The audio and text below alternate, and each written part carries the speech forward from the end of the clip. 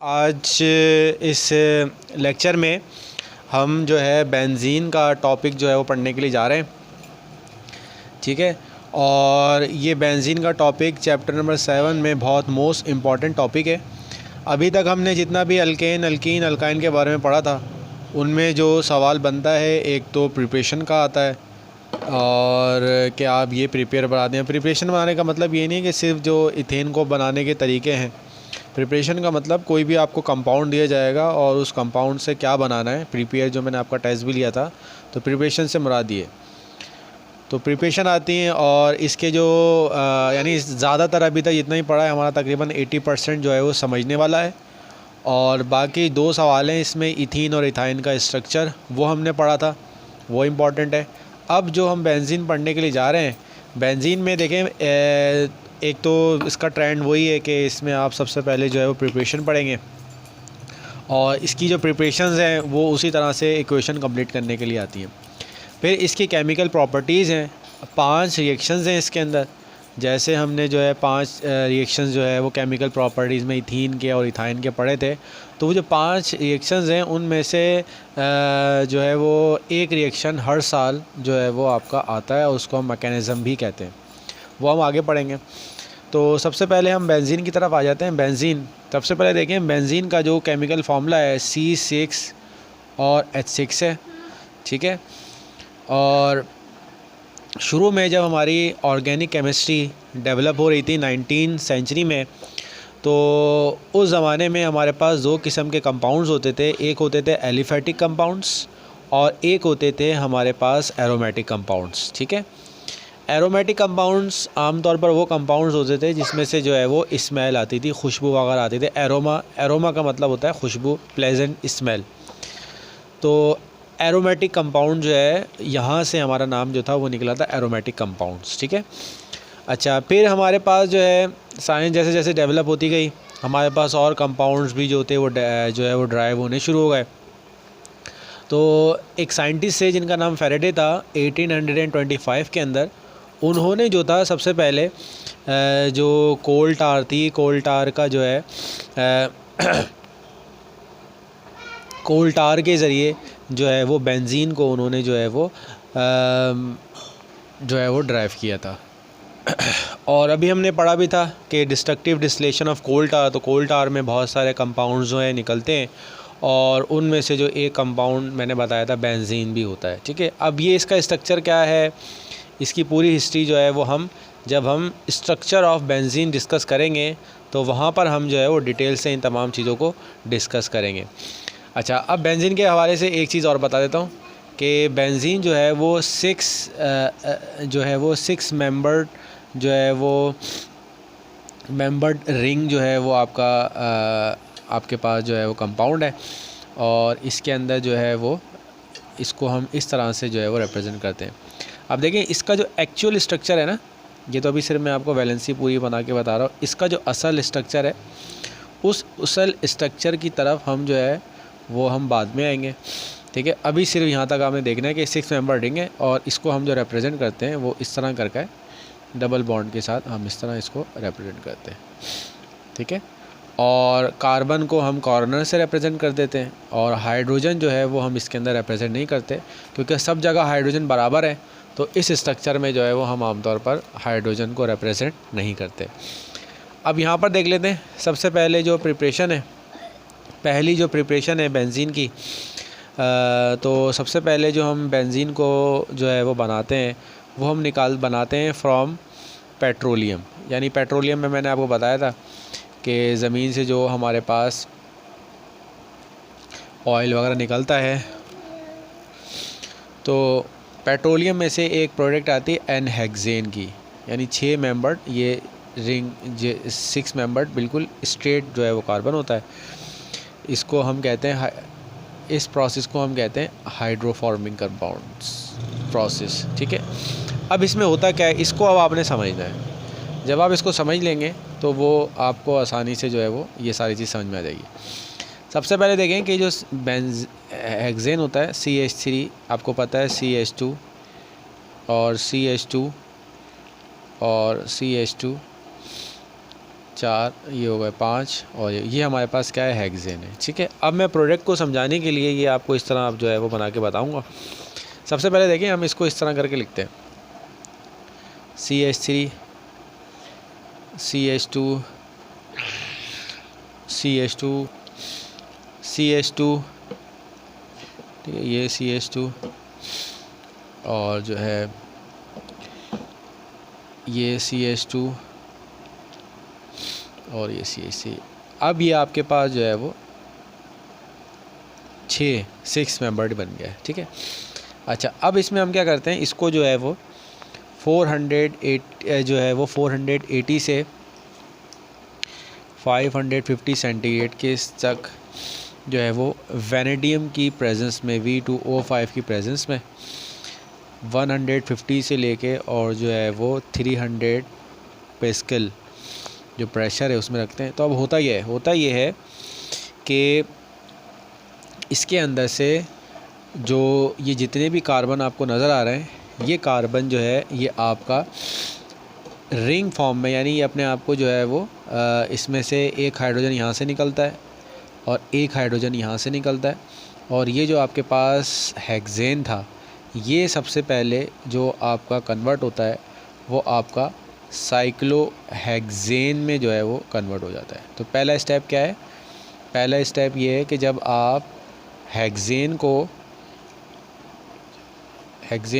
Heat करते हैं तो अब ये हाइड्रोजन और ये हाइड्रोजन मिलके क्या बना लेता है, हाइड्रोजन बना लेता है।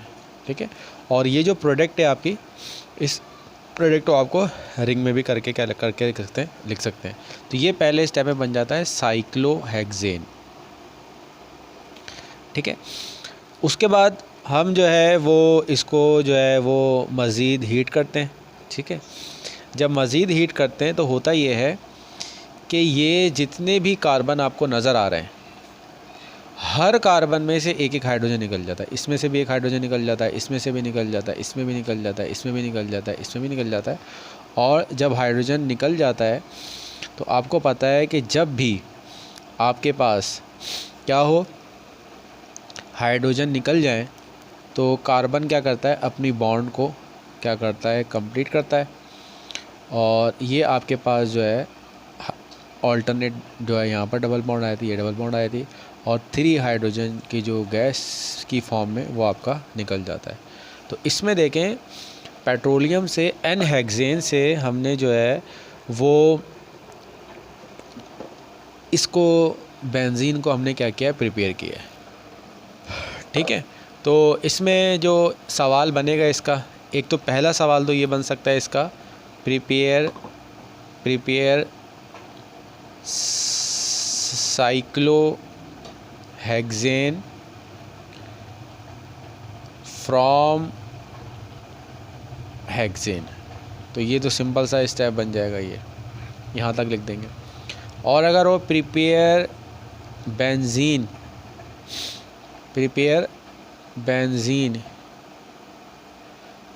बाय साइक्लोहेक्सेन, तो फिर आपको जो है ये पूरा का पूरा स्टेप जो होगा वो यहाँ पर आपने क्या लिखना होगा, एग्जाम्पल फ्रॉम हेक्सेन। ठीक है, एन हेक्सेन के लिए हेक्सेन। तो ये आपका जो है वो पहली प्रिपरेशन थी जो हमने पढ़ ली। ठीक है, अब इसके बाद जो है जो हमारे पास सेकंड मेथड है, उस सेकंड मेथड में भी तकरीबन यही सारी चीज़ें हैं जो अभी हम पढ़ने वाले हैं। फ्रॉम एन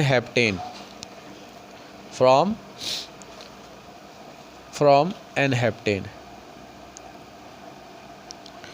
अब जो दूसरा तरीका है वो आपके पास क्या, एन हेप्टेन का। अब देखिए इसमें 7 कार्बन है, तो उस 7 कार्बन को हम देख लेते हैं क्या होगा। तो उस 7 कार्बन में अब वो बनाने की ज़रूरत नहीं है, इसी में आपको रिंग फॉर्म में बता रहा हूँ। CH2, ये CH2, ये CH2, CH2, CH2, ये 7 कार्बन। अच्छा, अब ये जो मैं स्ट्रक्चर इस तरह बना रहा हूँ ताकि आपको प्रोडक्ट जो है वो याद करने में आपके लिए क्या हो, आसानी हो। ठीक है, इसमें हम जो है वो 480 सेंटीग्रेड से 500 के दरमियान, 50 के दरमियान, 150 से लेके 300 पिक्सल वैनेडियम पेंटाऑक्साइड की मौजूदगी में अब इसमें देखें क्या होता है, इसमें ये होता है कि इसमें फ़र्स्ट स्टेप में ही, पहले ही स्टेप में ये आपके पास साइकिल फॉर्म में आ जाता है। ठीक है, ये साइकिल फॉर्म में ऐसे आ जाता है कि जितने भी कार्बन हैं,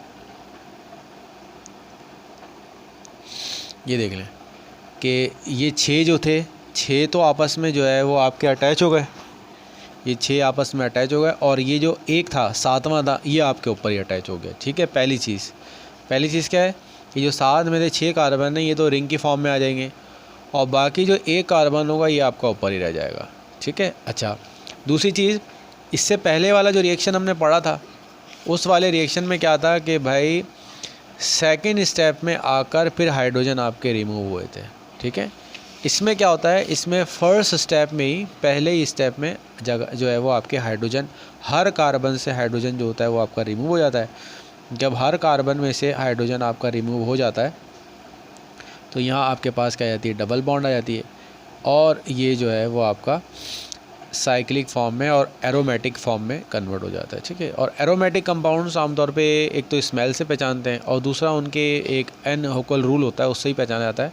लेकिन सिंपल सा ये होता है कि इनमें ऑल्टरनेट डबल बॉन्ड्स होती हैं, पहला बॉन्ड है उसके बाद नहीं है, फिर यहाँ पर है, फिर यहाँ पर नहीं है, फिर यहाँ पर है, तो ये ऑल्टरनेट एक छोड़कर एक, और यहाँ से जो है टोटल जो है वो आपके 4 जो है वो हाइड्रोजन के मॉलिक्यूल जो होते हैं वो आपके निकल जाते हैं। ठीक है, तो ये आपके पास हो गया, ये हो गया 1 2, तो ये 3, और फिर एक 6, 4 मॉलिक्यूल। अच्छा, उसके बाद अच्छा ये जो आपको कंपाउंड है ना, ये इसको आप इस तरह में लिख सकते हैं, ये था, ये रिएक्टेंट था, और इसको आप ऐसे करके भी लिख सकते हैं, ये और ये आपका यहाँ पर आ गया।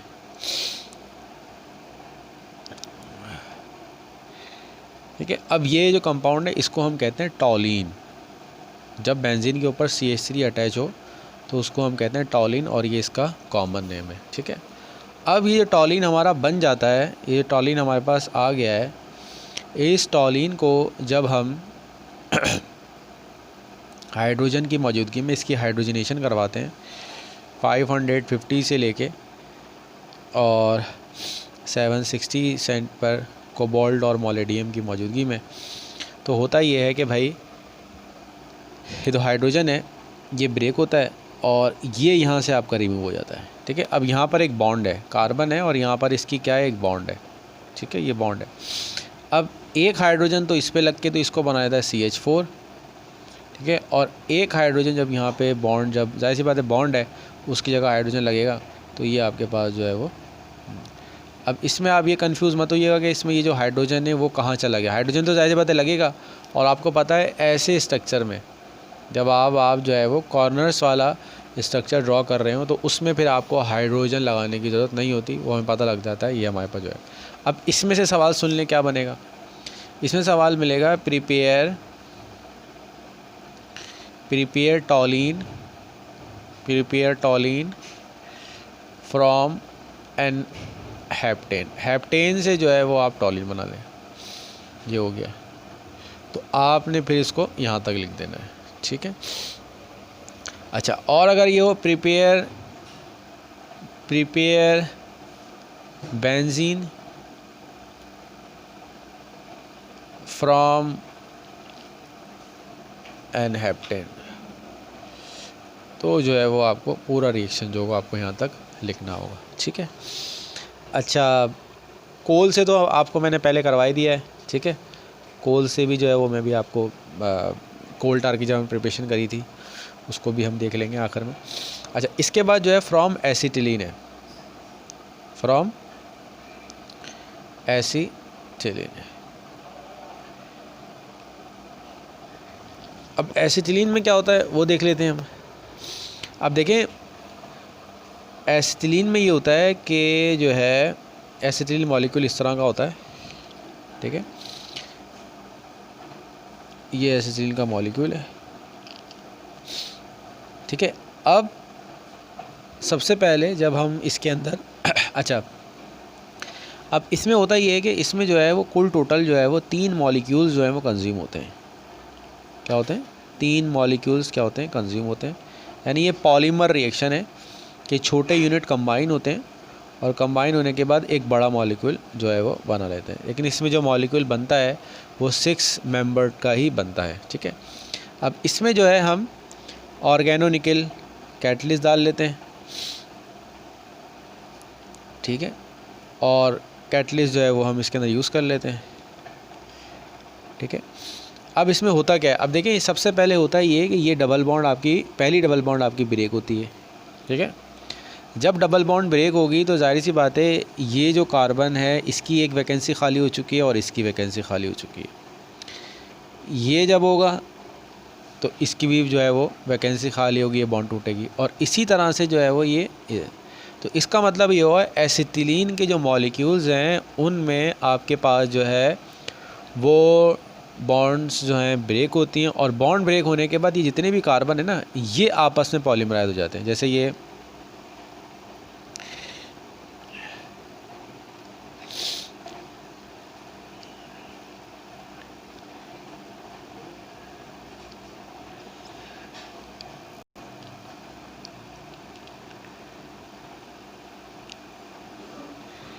अब देखिए ये जो 2 कार्बन थे, अब इसको नाम दे दो 1 2 3 4 5 6। अब देखिए ये पहला दूसरा कार्बन आ गया।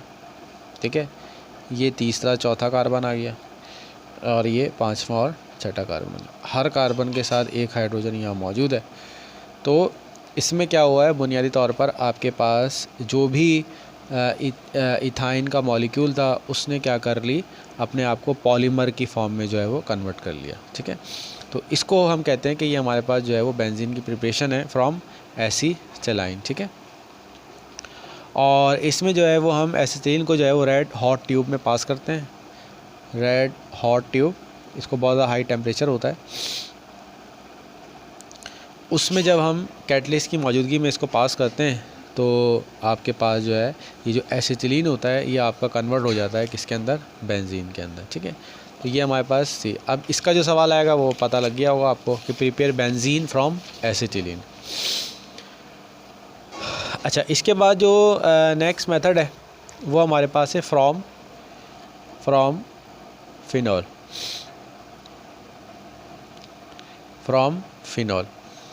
अब सबसे पहले देखें फ़िनॉल में हम क्या करते हैं। फ़िनॉल सबसे पहले देख लेते हैं। जब ये देखिए जो रिंग नज़र आ रहा है आपको, ये तो पता लग गया होगा कि बेंजीन का रिंग है, और इसमें जो आपका OH अटैच होता है इसको हम कहते हैं कि जब भी बेंजीन के ऊपर OH आ जाए तो ये आपका फ़िनॉल में जो है वो कन्वर्ट हो जाता है, फ़िनॉल नाम हो जाता है इसका। इसको हम जिंक डस्ट की मौजूदगी में, यानी जिंक डस्ट जो है वो इसके अंदर मौजूद होता है। हेडिंग डस्ट का मतलब ये जिंक जो है वो आपका बिल्कुल पाउडर्ड फॉर्म में ये आपके मौजूद है, और इसको भी हम रेड हॉट ट्यूब में पास करते हैं। अब देखें क्योंकि जिंक आपके पास जो है बहुत ज़्यादा रिएक्टिव मेटल होते हैं, बहुत ज़्यादा रिएक्टिव तो नहीं होता कि यहाँ ऑक्सीजन मौजूद है, तो ये कहता है ऑक्सीजन के साथ रिएक्ट कर लेता है, और ऑक्सीजन के साथ रिएक्ट करने में क्या होता है, ये ऑक्सीजन बना लेता है, जिंक ऑक्साइड बना लेता है। ठीक है, और ये जो बॉन्ड थी, इस बॉन्ड में ये जो हाइड्रोजन है जाके अटैच हो जाता है, और ये आपका जो है वो बेंजीन में आपका क्या हो जाता है, कन्वर्ट हो जाता है। अब इससे मत कन्फ्यूज़ होइएगा कि भाई ये जो हाइड्रोजन था ये कहाँ गया, यहाँ वैकेंसी खाली थी, उस वैकेंसी की जगह ये हाइड्रोजन अटैच हुआ। अगर हम सारे कार्बन की फॉर्म में बना के शो करते तो फिर हम यहाँ हाइड्रोजन लगा देते, और जब हम इसको कार्बन की फॉर्म में लगाते तो आपको यहाँ जो है वो हाइड्रोजन नहीं मिलता, यहाँ हाइड्रोजन आके फिर अटैच हो जाता। ठीक है, ऑक्सीजन के साथ तो अटैच होता लेकिन यहाँ नहीं होता। तो ये आपका तरीका है सिंपल सा कि आप जो है तो प्रिपेयर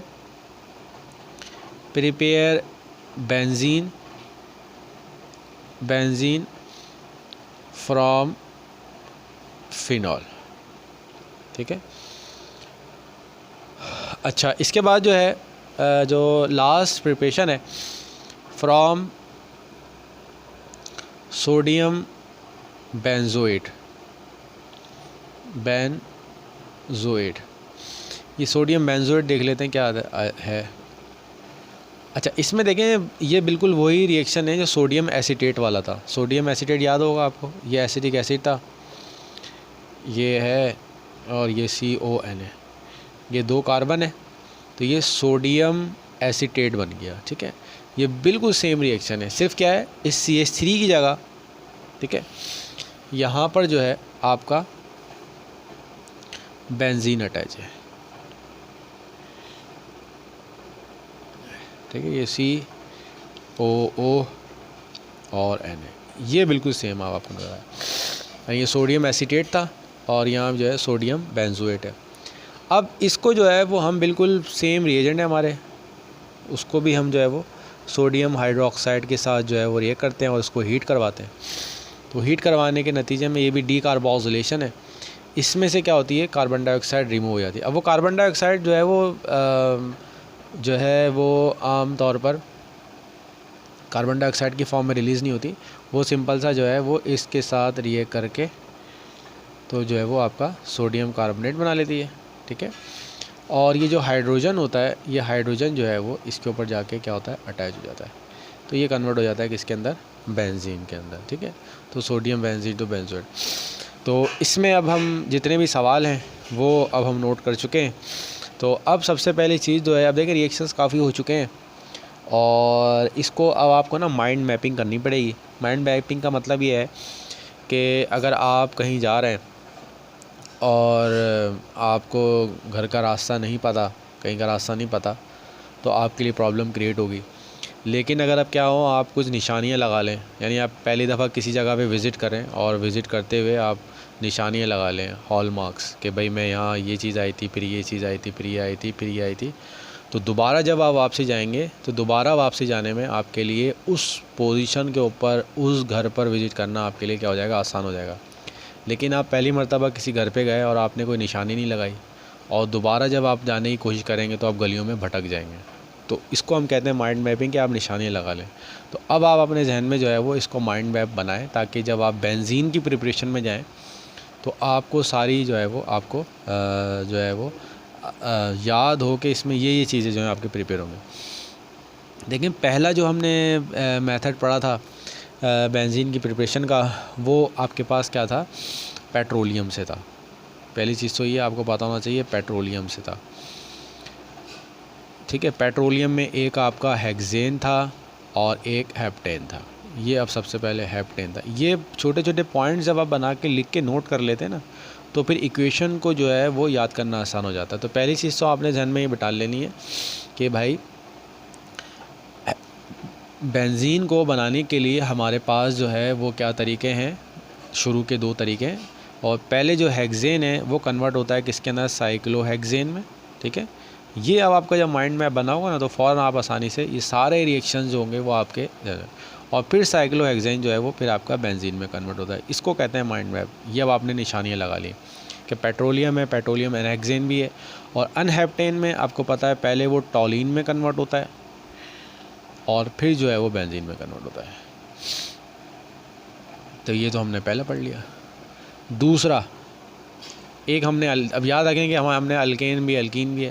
तो इसमें जो है फिर हमारे पास एक अल्काइन से हमने प्रिपेयर अल्काइन कौन सा, एसिटिलीन। और एसिटिलीन में क्या किया हमने, एसिटिलीन में वो पॉलीमर बना है, पॉलीमराइजेशन हुई है कि छोटे यूनिट जो हैं वो कंबाइन हुए और छोटे यूनिट ने कंबाइन होकर पॉलीमर बना लिया। तो ये आपके पास जो है वो दूसरा तरीका था।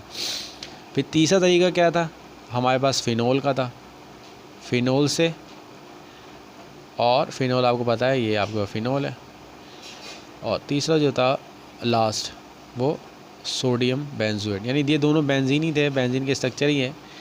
एक में जो है वो OH है और एक में जो है अल्कोहलिक ग्रुप अटैच है, OH यानी फिनॉल अटैच है, और एक में जो है वो आपका कार्बोक्सिलिक यानी OH ग्रुप अटैच है।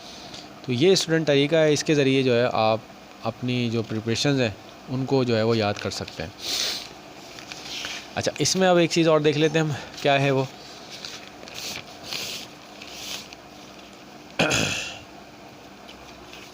सारे सवाल अब हम नोट कर लेते हैं।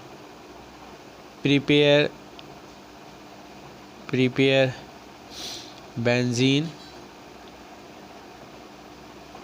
बाय हेक्सेन एंड हेक्सेन, ठीक है, एन हेप्टेन,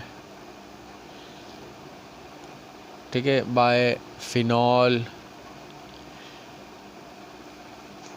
सोडियम बेंजोएट,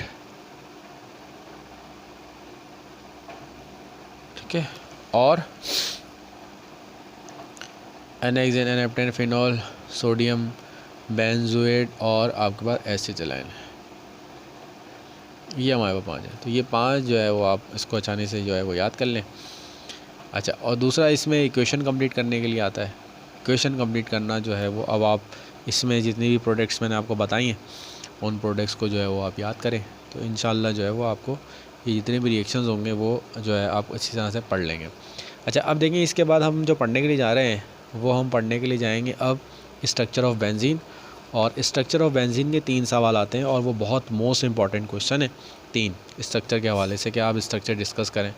तो उन स्ट्रक्चर को जो है वो 3 सवाल है और वो हर साल ही ऑल्टरनेट 1-2 तो लाजमी आते हैं। मॉलिक्यूलर ऑर्बिटल ट्रीटमेंट लाजमी आती है और उनमें से जो 2 सवाल हैं वो लाजमी आती हैं। तो ये 3 में से 2 सवाल, और जो इसकी केमिकल प्रॉपर्टीज़ हम पढ़ेंगे उन केमिकल प्रॉपर्टीज़ में जो हमारे रिएक्शंस हैं वो लाजमी हर साल आते हैं। तो आप अपने जहन में बिठा लीजिए कि ये प्रिपरेशन का इसका जो सवाल बनेगा वो ये बनेगा। बुक में आपको जो है वो इसकी वर्डिंग भी लिखी हुई है, वर्डिंग को याद करने की ज़रूरत नहीं है, सिर्फ इक्वेशन याद कर लें, वर्डिंग खुद लिख ली देंगे। प्रिपरेशन में सिर्फ इक्वेशन लिखनी होती हैं, तो इनमें आपने टाइम ज़ाया करने की ज़रूरत नहीं है। तो नेक्स्ट क्लास में इंशाल्लाह जो है हम स्ट्रक्चर ऑफ बेंजीन को जो है हम डिस्कस करेंगे।